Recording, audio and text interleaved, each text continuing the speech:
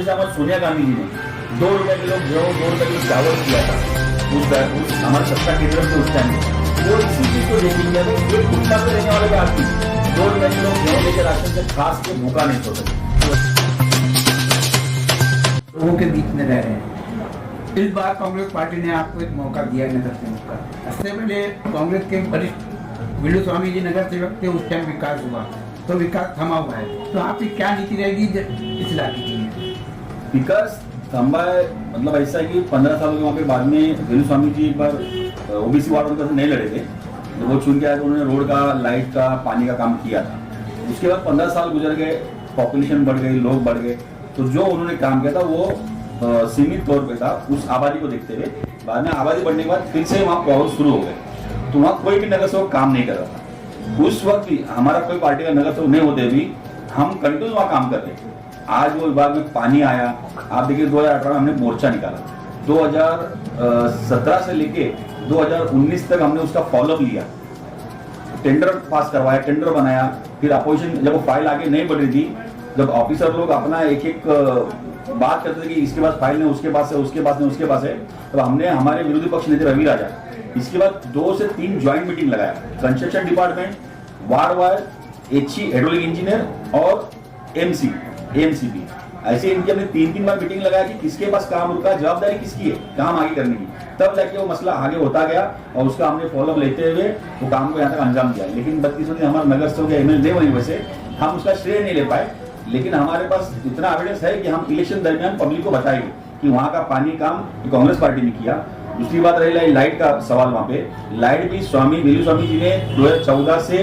13 से उसका फॉलोअप चालू था स्वामी जी का, लाइट ट्रांसफार्मर के लिए, यहाँ तक ट्रांसफार्मर के लिए स्वामी जी ने जगह भी दे दिया था, वहाँ बांधकाम भी हो गया था, लेकिन बाद में वो इलेक्शन नहीं लड़ने की वजह से फिर वो काम रुक गया था। 15 साल कोई नगर सेवक MLA नहीं कर पाया, वो काम अब जाके पास हुआ, तो उसका बेनिफिट लेने फिर से आज नगर सेवक हमदार वहाँ पे उद्घाटन करके पहुंच गए। अभी सबसे बड़ा उस इलाके में 2 चीजें हैं, एक तो बहुत बड़ा नाला है, उसकी वजह से मच्छर, हेल्थ का सबसे बड़ा और शिक्षा का सबसे बड़ा मुद्दा बन रहा है। देखिए भगवान की दुआ से और वहाँ के लोगों के आशीर्वाद से अगर वहाँ के लोगों ने कांग्रेस पार्टी को मुझे मौका दिया वहाँ पे चुन के आए अगर नगर से नेतृत्व करने का 5 साल, तो मेरा सबसे ज्यादा फोकस वहाँ पे एजुकेशन के ऊपर, क्योंकि इतनी बड़ी आबादी वहाँ पे एक BMC का स्कूल नहीं, कम से कम मेरे ख्याल से 5वीं से 8वीं तक तो वहाँ क्लास होना चाहिए, क्योंकि छोटे बच्चे अगर वो स्कूल साटे नगर आएंगे या मानपुर में और कहीं जाएंगे, रोड क्रॉस करना पड़ता है, रोड क्रॉस करने के बाद में फिर एक्सीडेंट होते हैं, उसकी वजह से बच्चे घूमते हैं, बच्चे किडनैप हो सकते हैं, तो ये सब तकलीफ वहाँ के बच्चों के लिए हो सकता है। तो इसलिए वहाँ पे 1ली से 8वीं तक की स्कूल बनने की बहुत जरूरत है, एक छोटा सा हॉस्पिटल वहाँ होना चाहिए, क्योंकि आप देखते हो कि देवनार या राजावाड़ी या शताब्दी इतना दूर है, आप अगर जनता नगर जाओगे अंदर तो वो इतना डिस्टेंस है कि इमरजेंसी में कोई और का डिलीवरी हो तो आदमी और रिक्शा में हो जाएगी, वहाँ हॉस्पिटल पहुँचने पाएंगे। वहाँ कम से कम 4 से 5-6 बेड का भी एक छोटा सा हॉस्पिटल डिलीवरी का और एक छोटा सा किल्ली BMC का जो फ्री में दवा दे सके, 10 रुपया 5 रुपया दे सके, ऐसी किल्ली का वहाँ पे बहुत आवश्यक है। तीसरा, वहाँ पे उम्र दराज जो लोग है, बीमार है,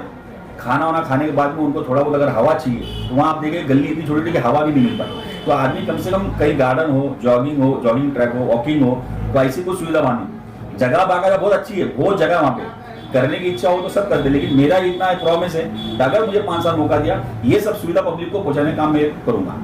लेकिन अभी वहाँ पे कई उम्मीदवार अपनी अपनी दादागिरी कर रहे हैं, जैसे कि लालू जी है और नगर सेविका शिवसेना की है, और भी कई लोग उम्मीदवार समाजवादी के, मतलब कभी तो उस बीच में आपके क्या मुद्दे और क्या रणनीति हुई? नहीं, कांग्रेस का कोई भी कैंडिडेट, आप जानते हैं कि देश में कांग्रेस ही एक पार्टी ऐसी है जो गरीबों की और पिछड़े वर्ग के लोगों की और समाज में रहने वाले लास्ट के व्यक्ति के लिए भी सोचती है, उसके बारे में सोचती है। उदाहरण जैसे हमारे सोनिया गांधी जी ने 2 रुपए किलो गेहूं 2 रुपए किलो चावल किया था उस हमारे सत्ता केंद्र में थे उस टाइम पे, वो इसी चीज को देखिए किया था कि एक फुटपाथ पे रहने वाले आदमी 2 रुपए किलो गेहूं लेकर राशन से खास के भूखा नहीं सो सके। तो वैसे कांग्रेस का भी विचारधारा लास्ट की समाज के लास्ट आदमी तक रहता है कि उसके बारे में सोचना चाहिए, तो वो हम पब्लिक के बीच में लेके जाएंगे। हमारे विकास का मुद्दा है, वहाँ पे जो हमने काम किया और आगे हमें करना है, उस विकास को हम पब्लिक सामने रखेंगे और मुझे यकीन है कि पब्लिक हम पे विश्वास करेगी, क्योंकि मैं आज वहाँ नया चेहरा नहीं हूँ। आज मैं 2013 से वहाँ पे लोगों से मिलता जुलता हूँ, छोटे मोटे लोगों के मसले हल करता हूँ, इसलिए लोगों को मुझे मेरे से अपनापन लगता है कि नहीं भाई वसंत भाई हमारे घर के फैमिली के हमारे आदमी है, तो मुझे नक्की वहाँ के लोग साथ देंगे। प्रियंका जी ने यूपी में एक नारा किया है कि लड़की हूँ लड़ सकती हूँ, तो क्या उस मुद्दे को मुंबई में भी उठाया गया है, लेडीज महिलाओं ने उठाया, तो क्या लगता है आपको उसका क्या बेनिफिट जरूर जरूर, लेकिन अभी देखिए उसका हम लोग पहले ही आप देखेंगे कि उसका स्टार्टिंग में 26 जनवरी से करने वाला हूँ। तो मेरा जो जनसंपर्क कार्यालय है उसका झंडा वंदन मैं वहाँ के आम महिला से ही कराने वाला हूँ। कोई नेता को नहीं कराऊंगा, किसी लीडर से नहीं कराऊंगा, वहाँ के स्थानीय कोई आम महिला होगी उनको बुला के हम वहाँ पे झंडा वंदन कराएंगे, लेकिन वहीं से हम महिला को ताकतवर बना के आगे चलने का मैसेज लोगों को देगी कि वहाँ का लड़ाई के लिए महिला तैयार हो जाए। यह हमारा काम रहेगा। आगे महिलाओं को हम साथ में लेके उनको ताकत देकर उनको आगे बढ़ाएं।